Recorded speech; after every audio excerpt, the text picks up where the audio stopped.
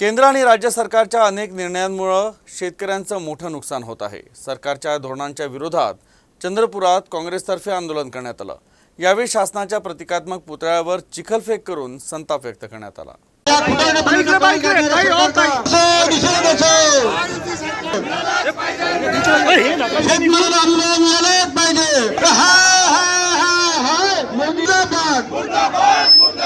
NDA सरकार, शिंदे सरकार मुर्दाबाद। शेतकऱ्यांना आत्महत्यापूर्ती करणाऱ्या सरकारचा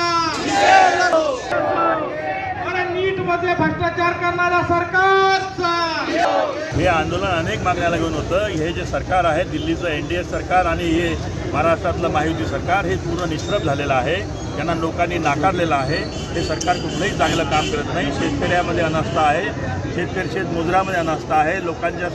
लोकांना शेतकऱ्याला भाव मिळत नाही आहे, बियाणं मिळत नाही आहे, खतं मिळत नाही आहे, पीक विम्याचे पैसे मिळत नाही आहे। नुसता सर्वे करून गेले पण कुठलीही योजना अंमलबजावणी आली नाही आहे। आणि जे काही अनएम्प्लॉईड आहे त्या अनएम्प्लॉईडसुद्धा लोकांना दवाखान्यामध्ये काम करणाऱ्या लोकांना 10 महिन्याचा पगार झाला नाही आहे आणि प्रायव्हेट कॉन्ट्रॅक्टरसुद्धा नोकर भरती करून आलेले आहे। या सगळ्या गोष्टीचा निषेध करण्यासाठी आम्ही आज लोकशाही पद्धतीनं आंदोलन केलं। एक प्रतिकात्मक आम्ही इथं पुतळा उभा केला, सरकारचा पुतळा उभा केला आणि त्याच्यावर आमच्या खासदार प्रतिभाताई, आमचे आमदार अभिजितजी, आमचे शहर अध्यक्ष रामू तिवारीजी, महिला अध्यक्ष सगळ्यांनी मिळून आणि सर्व कार्यकर्त्यांनी मिळून त्या पुतळ्याला चिखल फेकलं।